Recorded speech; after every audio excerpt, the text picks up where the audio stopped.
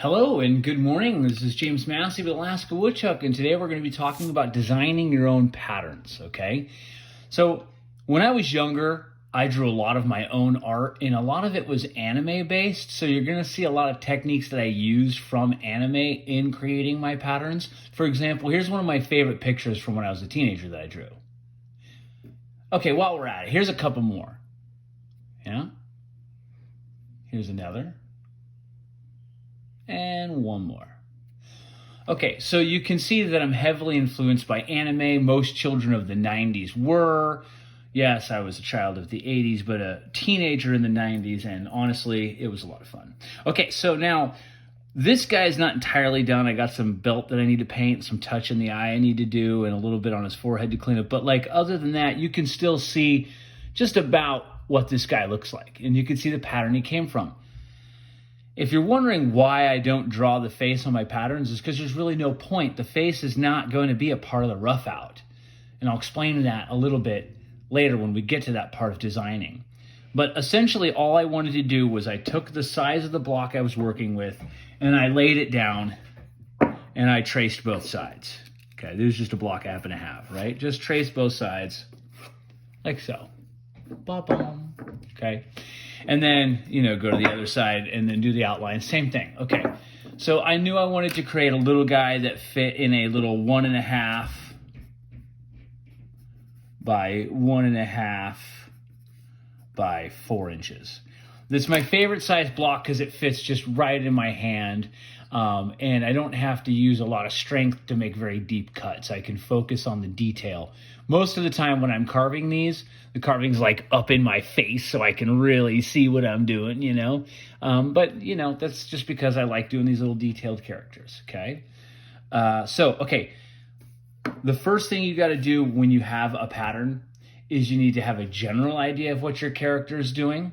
But you also need to have extra paper, plenty of eraser, and accept the fact that it's not going to happen the first time around, okay? So if I were to just turn this over and give you a general idea of how I do my characters, this is the system we got from anime when I was in the 90s. You would do a triangle for the upper body, and if it's a woman, you would do a triangle for the lower body, okay? And then you'd have the arm here, and the hand would be, the stick fingers, okay? And you can have her hands on her hip, and she can have the stick fingers. And you might be thinking, oh, that doesn't look very good. Well, it's true. It really doesn't, right? But it gives you a general idea as to where everything's going to be. Now, I'm not going to use this stick figure to draw my character. I'm going to use this stick figure as an indicator for where everything's going to be, and I'm really just going to scribble. I'm going to keep scribbling until I'm generally happy with about where this character's body parts are located, okay? And so already I've kind of chosen to go with a guy's form so I can ignore the corners on these a little bit here just to keep it really simple, give it like a shirt, okay? And so what will happen is, and this is really common, a lot of illustrators will do this too, they'll actually use a different colored pencil. They'll use like a light blue pencil, or they'll use like a red pencil and then maybe a black pen, or a little bit of both. But since we're not going to do a lady here, we're going to take this triangle, we're going to make it smaller, make it more of a cube. If it's a guy, we're using the cube, okay? So legs, pants like this, pants like so, just a scribble, okay? All right. Now, the feet are just kind of oblong, almost square or rectangle, depending on where the foot is facing. It's a scribble, guys. It's a total scribble. We want to give this guy a hat. You can kind of start with the bill.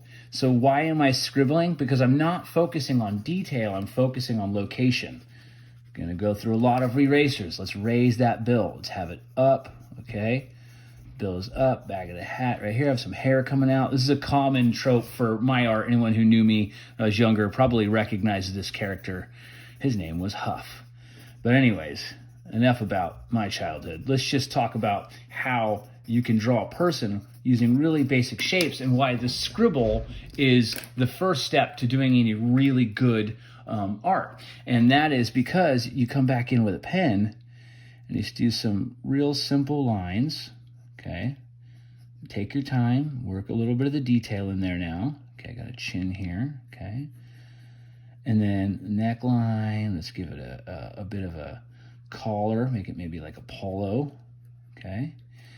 The sleeve coming out here. I used to like to have my clothes all torn up when I drew them. I'd have like bits and pieces of the cloth because it added a little bit of character. Let's give this guy a long shirt. So it's got the polo collar, but he's wearing a long shirt. And I like shirts because I can just do all these folds, which are fun. And when I was younger, let's put this in his pocket, this hand in his pocket, just to make it easier for the video. So the pocket sticks out, folds on the pants.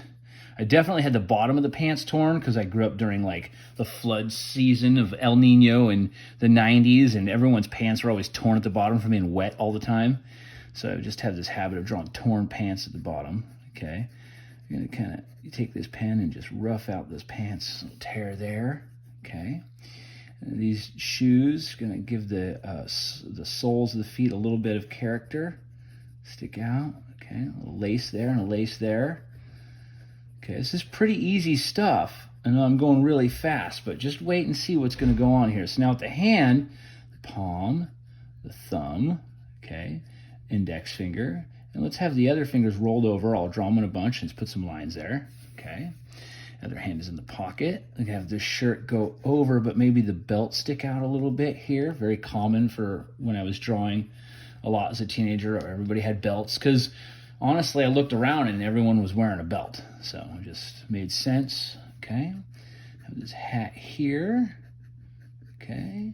And then the face, we'll just do that because we'll carve the face differently later. If you want to learn how to draw faces, this isn't the video for you, okay? A little detail there. Okay, boom. Now, this is why you use a lot of eraser. Look at that. Look at this. I'm just going to go through, erase all my pencil. And this was pretty common in illustration back in the 90s to use a lot of eraser, okay? Just like a lot, okay? And so what you saw a minute ago was a scribble is now a little dude, okay? So if I wanted to go ahead and turn this into a pattern that I can actually use for carving, I then need to turn my pattern to the side, right? I need to have my front profile and I need to have my side profile, okay? And if I'm gonna do, you can see that this came from that pattern, like it just lines right on up, okay? So what you would do is you would take a ruler if you have one. In this case, I'm actually going to use a card. I'm gonna rip it because it's, well, it's got adhesive on one side for some reason. Okay, so now let's do this. Let's kind of figure out where the feet are. Take my pencil and let's just make a line right here. A nice soft line, don't have to push too hard, okay? And then I'm gonna go at the top of the feet too because it's an indicator I'm gonna need in my pattern. I'm gonna need to know where the top of the feet are, okay? I'm gonna need to know where the hand goes in the pocket, so trying to keep this level, okay? Just general idea, make sure those lines look pretty straight. Go back and check them. That looks pretty straight, okay? I need to know where the bottom of this elbow is right here. Keeping that line pretty straight. And then the bottom of the hand, I need to know where that is because that's going to show up in my pattern as well. Shoulders, line them up.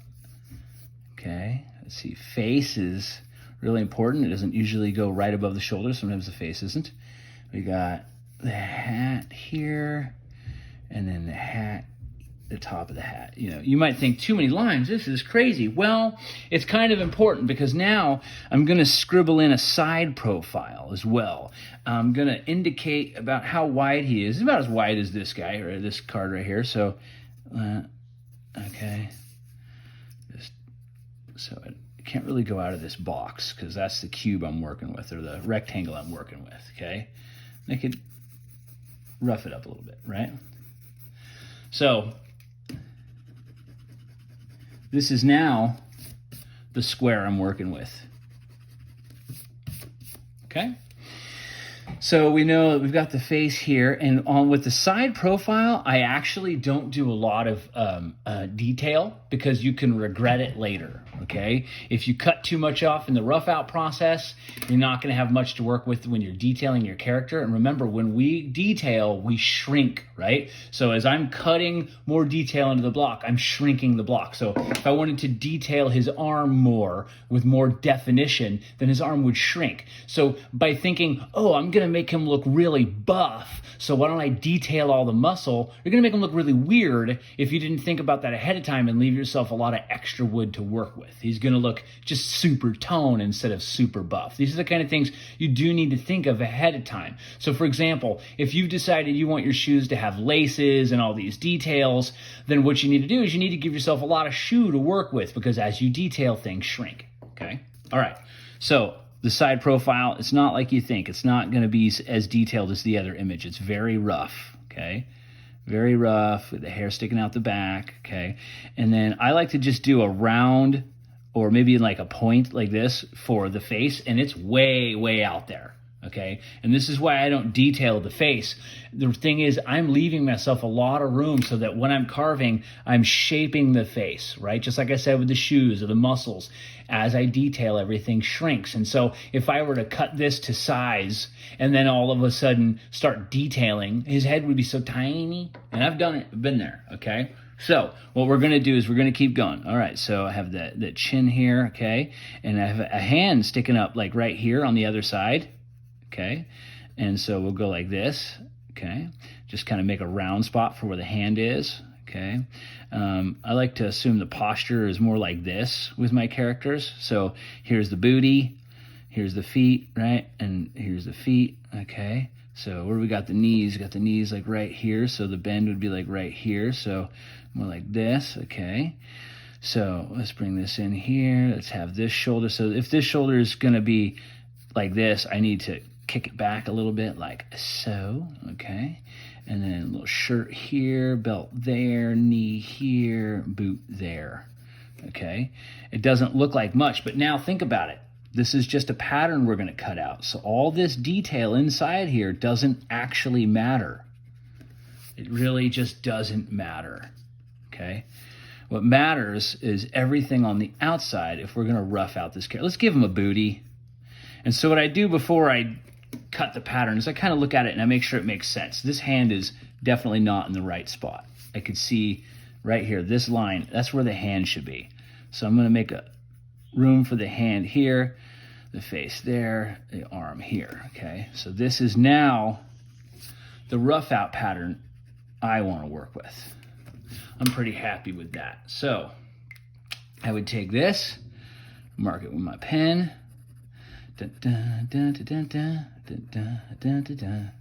and you go big on the side profile. You don't need to go too thin on the side profile. And as a matter of fact, I don't go too thin on that profile either, on the front profile.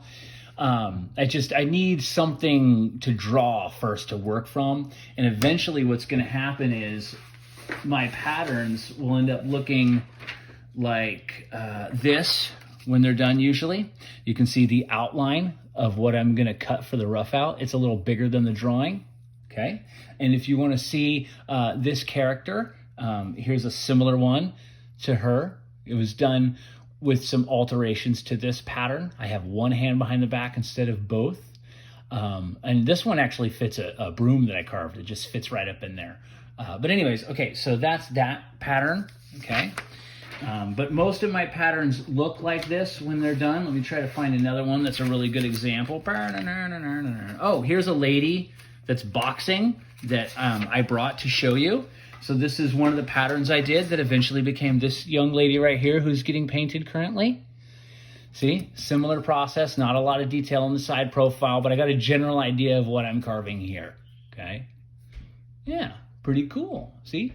She's all right. I think I could do better on the mouth, but I'm inspired heavily by anime, and so what happens is with the facial features that I give them with the big eyes and the big round face and the big hair, for some reason, if I were to do big mouths, they just look very caricature and they lose that cute anime feel that I like to try to keep.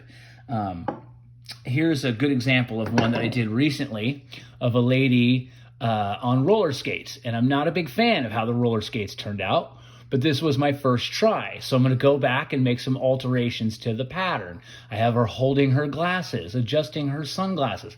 Anytime you do a pattern with the hand in front of the face, it's really hard to do. As you saw when I was making this one, it was just going to be a blob right there. And that doesn't give you a lot of detail to work with. So you got to really use your imagination when you get there. And it took me a long time because I was going slow. I didn't want to get it wrong. I'm working around the glasses as I smooth out the face.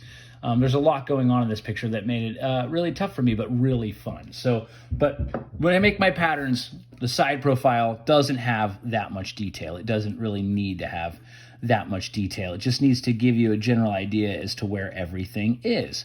Now you can use your pens, or excuse me, you can use a scissors to go back and cut it out. What I do is I use an X-Acto knife and I cut this out. But if I'm happy with the pattern, what I will then do is I will take the pattern and I will cut it out on stock paper, okay? Cardstock paper. For example, I've got these right here, okay? And then what I'll do is I'll save them. I'll tape them together at the bottom, at the feet. I don't have anything like that here, I don't think. Do I have any patterns? No, ill-prepared for this video, but you get the idea. What I would do is I would take a little piece of tape and I would take the bottom and I would tape it upside down to the front. And so I had these two pieces and I can just flip it over. And that way I don't lose them and they're always together, okay? Here's what I'll do. I'll take a picture of it and I'll load it so you can see it right there. Boom. See? I love editing now. Okay, so now we've made this pattern. We need to go ahead and carve this pattern, and that's gonna take a little longer. So we'll do that in the next video. But I also wanted to show you how you could be using your tablet to be making patterns as well. I think that one of the things that people are overlooking too much in their carvings is how they can use modern technology to increase their carving skill. I have done this very proudly. Let me put my passcode in. I don't want you to see my passcode. It may be, I'm just, implying that it may be I have the passcode for like everything is the same because, that's how it is. Here's another pattern that I did. This right here is an Android. You can use a iPad. The thing about the Android is the pens are really cheap. Most of the Androids that use pens come with their pen, and if you lose it, it's like $9 to $25 for a new one. The pen doesn't ever need to be charged, so I prefer to go with Android. It's actually really nice. The pen is very detailed. You just can't put your finger on the picture because that'll happen. So you got to get pretty good at that. I do recommend you got the money, you want to use an Apple. That's great. I use Autodesk Pro. This is the program that I prefer. Let's see if I can't really zoom in. But Autodesk Pro or Autodesk, I believe it's called, has this ability to do layers. So let's go ahead and let's just start a new sketch. Okay, I'm going to save the current one. Okay, so here we are. Over here on the right-hand corner, I can hit my plus arrow and I can add layers. What's the benefit to layers? Well, imagine we were just doing that sketch on here, okay? So if I go and I've got this guy and I'm just gonna kind of do a real rough character. There's a head about, right, here's your shoulders, kind of the same pose. I did this pose a million times in school when I drew, so I would just kind of rough it out. Okay, now let's have this hand down here because like, he's gesturing like, what about whatever, dude? I don't know what he's saying. Okay, so we got big shirt here, gonna have this leg sticking like this leg kick back like this, my feet right here, okay.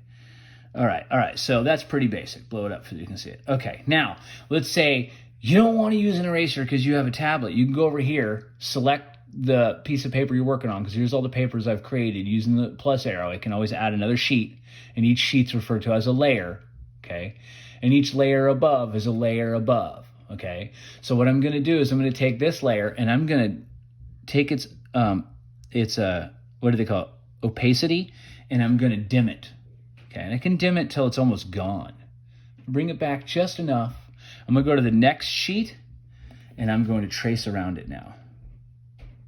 Okay, and you can actually do your pattern just like this. You can actually get a pretty good pattern just like this. Whoops, I hit the button on my pen. Watch out for that little button there.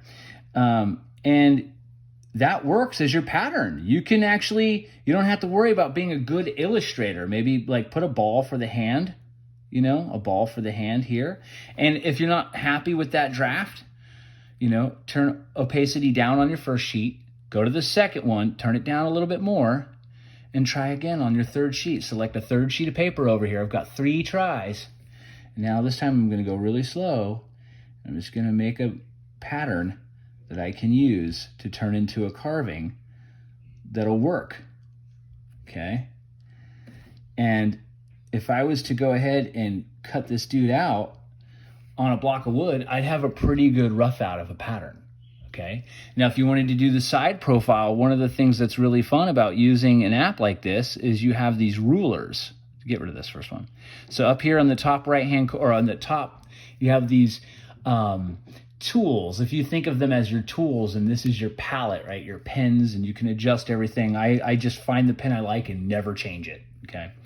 So you have these rulers you can work with, and you just move this ruler around, go to your other sheet here, so a new page, a new layer, so that whatever I do now will not affect this drawing that I did, okay? And let me give you an example. Let's just draw a line here, and that line will only occur wherever the ruler is. Isn't that neat? I can go over here, and it'll occur where the ruler is, okay? Let me show you that again. So if I move the ruler like to the top of the hand here, and I just draw a line like this, it ends up right here at the bottom where the ruler was. So that's really fun, okay? But the reason I made it a separate sheet is because now what I can do is I can actually change the opacity of just the lines, see, until the lines are gone, because they're a separate sheet. Is every time you create a new layer, you have a new sheet to work with, and you could create your side profile, and you could you could put so many pages on here. Autodesk lets you have, I think, pretty much endless. I'm not sure if it's endless. I've never really tried, but I do believe so. I think you can have a darn near endless amount of layers. Okay. And then when you're done, you can go back and you could delete the line. You don't need it. And you could just be deleting everything except the rough out that you want right there. Boom. And so to give an example of some of the ones that I have created, la la la la, hey hey. Well, that was saving it, making a new one. Go to my gallery.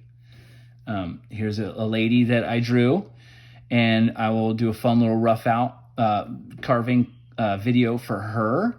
I've got another item here that I thought was a lot of fun. Oh, Link. We all know Link, right? From Zelda. I found this turnaround, which is the next thing I'm going to talk about, which is using turnarounds from online. And I just made, boom, my little rough out, right? Because if you were to go and take Link and just trace him exactly, it's not going to work. You need to create another layer and then go around him a little bigger than he is. Because remember, as we detail, our carving shrinks. So this helps guarantee consistency, right? So let me lighten it up so you can see what I did there. Boom. Okay. Bring it back to full opacity or opacity, whatever it's called. And anyway, so these are character turnarounds. Just giving more examples. Let's discard changes. Here's a little Santa that I drew and wanted to do a lesson for the carving club, but the carving club is closing due to COVID until further notice, which is sad, and I understand, but that's so sad. These are like family, you know. But this would be a fun little dude. He basically, the president of our carving club came over, and she was like, "Hey, would you teach how to carve a little Santa? I don't know, something like a little dude with like a little thing right there." And she was like, "Here's the hat, you know, and here's the head, and here's the beard, and like here's the arms, you know, and like here's the feet. Like what do you think about that?" And I was like, "Yeah, actually, I can work with that." Like, and so I came home and I took her little drawing and I traced it and I made it a little bit more like so. Ba-ba-boom. Yeah. And then I did the outline and then split it down the middle. And so what's going to happen is we're going to utilize the corner of our block so that his nose is right on the corner of the block. Really common. You see that a lot. And then what we'll do is we'll put a little thing on the top of his head, like a little eye hook that you can put your hook for the Christmas tree on. So he'll be a little ornament. Yeah, he'll be pretty cool. right? So a lot of Alaska Woodchuck moving forward is going to be not using like table saws and power tools, just because most people don't have them. And so I feel like I'm limiting people. But when I'm using a tablet, I don't really feel like I'm limiting people anymore, because nowadays everyone seems to have a tablet. And this tablet was only like 150, maybe 250, if I may be right about the second time, the 250, which is really not a lot of money for an electronic device that can do so much. Let me delete the stuff I did on this page and just show you some more. So moving forward, I will be doing more videos. I just saved that. That's great. With characters that I've designed. So this was the Santa that I did first before I decided to utilize the corner of the block. I drew this little guy. And because I like the drawing so much, I did his pattern on a separate page right here. Okay, and so that's a full block. He's not actually a Christmas ornament. He's just a little dude. So I thought that would be fun. And we'll do videos on all of these in the future. This is actually based on a character from Doctor Who, Clara, which is very beautiful, really wonderful character. I was very happy to come up with that idea. I'm going to love carving that. Let's see. I got a girl here holding a cup of coffee. So what I'm going to do is I'm going to go ahead and I'm going to take all these little patterns that I do. And whoops. Yeah. You gotta use 2 fingers to move the page. And I'm gonna carve these little characters for you like so. And then if it goes really well, we're gonna do a video on how to carve that little pattern. And then all of these patterns, if I've carved it and I like it and I think they turned out really well, what I'm gonna do is I'm going to upload all of these to alaskawoodchuck.com. So if you go to alaskawoodchuck.com, there will be a couple of patterns on there that I've done that you can just print, and you'll be able to print those on 8.5 by 11s. And then using, oh, here's the drawing that eventually became this lady right here. Voila, see? So it's a lot of fun to create your patterns, and as I've proven, you don't have to be an excellent illustrator, but I have some books that I want to share with you. There's this gentleman who draws on YouTube.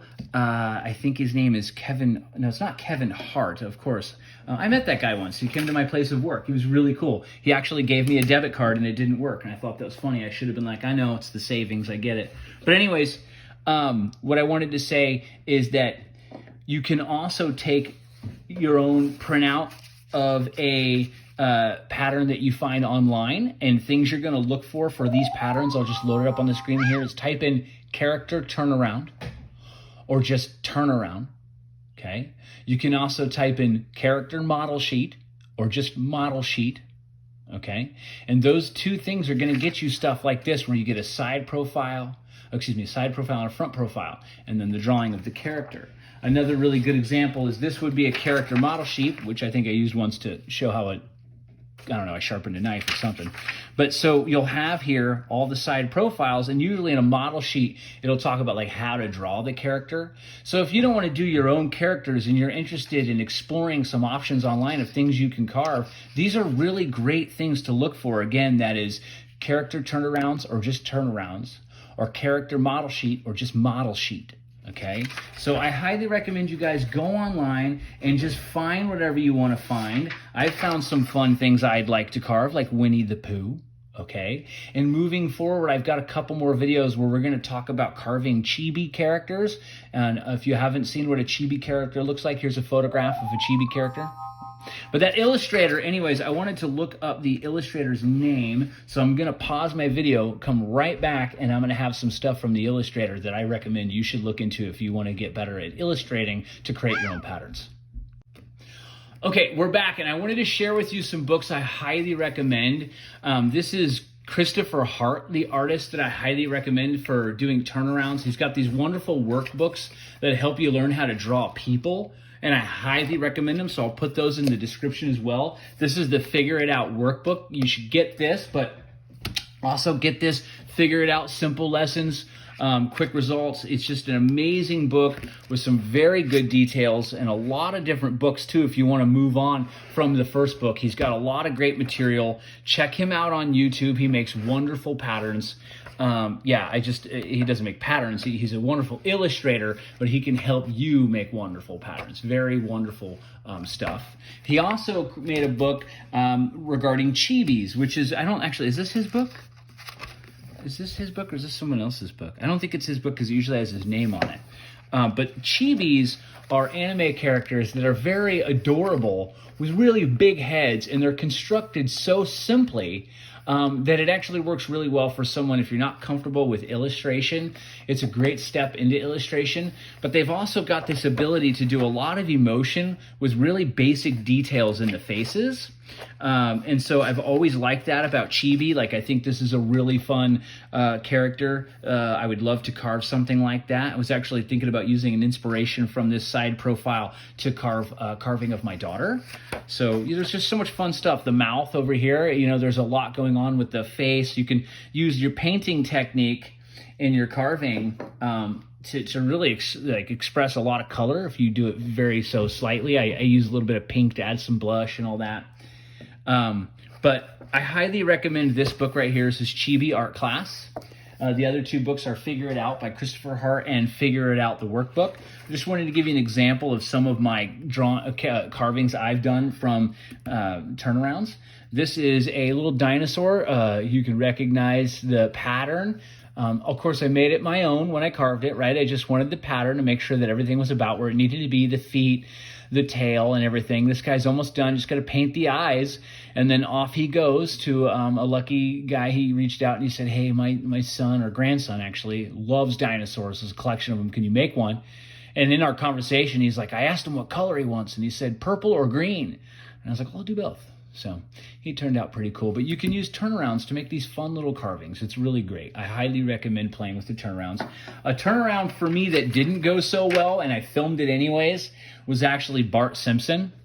And so you'll actually be seeing a release of this video today. This video is not all the way through because it was about 5 hours, and the reason being is I had to keep stopping. I only had like 10 minutes at a time to record or to even carve this guy. So what I did is I took him everywhere with me and I filmed the whole process, and there's a lot of editing that I needed to do because of that. So the whole process didn't end up in the video, but if you watch right now, I will have it posted the same day I post this video, the video of me carving him, and I'll talk about how I did the spikes in the hair because that was really hard, and I'll talk about the eyes. They really do need to be a little closer together and how I could have done it better. But generally the reason I'm posting this video is because I wanted to show you how I take my patterns and then turn them into a carving with the rough out process, where I just use a skew and a rough out knife. But that's it for turnarounds and patterns and how to make your own. I highly recommend you just play with scribbling. Scribbling goes a long way. Get yourself an eraser. Just don't even worry about how beautiful it looks, because at the end of the day, the shape is what matters and the detail comes out in the carving. Right? And so play with it. What I'm trying to encourage people to do is, I don't mind a good little cowboy now and then, but I'm kind of tired of it. Right? And as much as I adore Santa, give me a Mrs. Claus. As a matter of fact, to be honest with you guys, I got a lot of requests for Santa, and I eventually said, fine, we're going to carve Santa. We're going to do a Santa video, but here's the Santa we're going to do. Okay? Let me find it. Here's just some of my patterns. We're going to do this guy. We're going to do Santa with his shirt off. Have you ever seen him so humble? And his boxing gloves. He's got naughty and nice, man. This is going to be a fun carving. We'll do this one for Christmas. I just got to go ahead and block out the side profile, and then we'll make a video on that. But my point is, I'm trying to encourage people to use their imagination to get out of the habit of doing the same thing over and over again. You know, let's really explore different ideas, and then let's share them. For example, here's my little self-portrait that I did. I wanted to do one, and pretty soon I'm going to do, here's this pattern, ended up being this dude right here. Okay. So anyway, so what I did here, just, I got to share this. This was fun. For a while, I was like, why don't I just make them as big as possible? So I measured the block and I used graph paper. And if the block was 1.5 by 1.5 by 4, then I did a giant block that was 3 inches by 3 inches by 8. Right? So I just imagined every inch on here was really just half an inch. So every 2 inches became 1 inch squared. Okay. And I drew this big picture, and then when I went over to the printer, I had the printer printed out at 49%, like 48 or 49. And the reason for that was because 50% might fit the block too well. I wanted to shrink it just a little smaller than the block, right? Because when I do the outline of my pattern, when I go and outline it on my block, because I've cut out the piece, I'm going around the piece, and my pencil line is a little fatter than the picture itself. Okay, so I always print my, when I'm downsizing it, instead of 50%, I do like 48 or 47%. Okay, so anyways, I don't know how to end my videos apparently, you guys, but I will be talking shop, so we're going to change the camera angle. I have a few things I want to share with everybody. There was some stuff that happened recently. I just got robbed. I lost a lot of stuff, a lot of knives, but mostly work tools. But that means my truck is now parked in my garage, which means everything in the garage is now what used to be. It is now in the shed that used to be the Alaska Woodchuck shed. You know what? Forget it. Let's talk shop here. I'll just show off some of my carvings while we're talking shop. But unfortunately, because of that, Alaska Woodchuck is pretty much going to be from this angle moving forward. You're not going to see me standing around very much and talking, which is too bad because I like standing. I'm not a fan of sitting. Even at home when I carve, oftentimes I'm standing. So there's that. If you wanted to help support Alaska Woodchuck, you can always go to Buy Me a Coffee. Go to Alaska Woodchuck, go to Buy Me a Coffee. They are still getting giveaways. And so I'm actually going to be doing a giveaway video here this weekend as well. By the time you see this video, it should be up on Buy Me a Coffee who the winner is for this month. And I'll be doing other little videos for Buy Me a Coffee members. Generally, if I make a video for the channel and it doesn't go well, I'm still going to share it for Buy Me a Coffee. I just did a how to carve a little Goku video, and I didn't like how it went too well, but I still shared it for the Buy Me a Coffee members because they deserve it, because they're very helpful. If you want to see some of these patterns, I'm going to go ahead and start uploading these onto the Alaska Woodchuck website, and I'll put notes in them at what size I printed them for what block. And you can pretty much do the math yourself, right? It's just basic math. 100% is full size, 50% is half, 75 is 3/4, right? And so, you know, you could kind of take a look at your block, go, how big is this? How big is this block compared to what the pattern is? And then you can just, you know, copy it on your printer out to size. You know, it's just paper. If you need to try again, try again. But what I would like to do is also, I'm going to start a Facebook group. I don't know what it's going to be called. So if I do know what it's called before this video is posted, then it should be posted right here. Okay? Whatever that says is what the Facebook group is called. And in this Facebook group, what I want everybody to do is, if you're interested in sharing the patterns you've designed, or taking a look at other patterns that people have designed, or just like in general, any videos about your carving or step-by-steps about carving, anything you got, let's put it up on this Facebook group and let's share. I've known too many carvers who like to keep their techniques a secret. I, in California, used to beatbox. I'll give you a little sample, okay?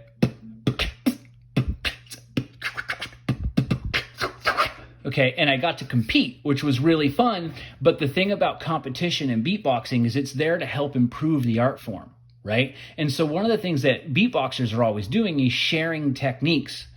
Then they compete to see who's better. And they're not competing because they want to be the winner. They're competing because they know that competition encourages people to practice. It encourages people to get better, right? Now, I'm not saying we should compete in carving, but I like how nobody keeps their techniques a secret. No one's walking around going, how'd you do that scratch? Everyone's sharing it. Right? You can just, if you see a beatboxer doing that, they're like, oh, show me how you do that, right? And they do that. And I thought that was a beautiful thing, and I want to see that more in wood carving. I want to see us sharing techniques. And you see that a lot of people are doing that, which is really nice. But I've met carvers who don't like to do that, which is like, come on, dude. So I'm not going to be one of them. And if you don't want to be one of those people, you want to share everything you learn like I'm doing, let's go to this Facebook group right here. Let's join up in this group, and let's just share everything we learned, because carving is so great. It is like, look, some people sit around and play video games all day. That's fine. That's their choice. Me, I'd rather do this. Okay, y'all, in the meantime, you can check me out on Facebook at Alaska Woodchuck. Go to www.alaskawoodchuck.com for some of these patterns. You can go check me out at Buy Me a Coffee. Find me on Instagram. And above all, make sure you stay sharp and keep on chucking.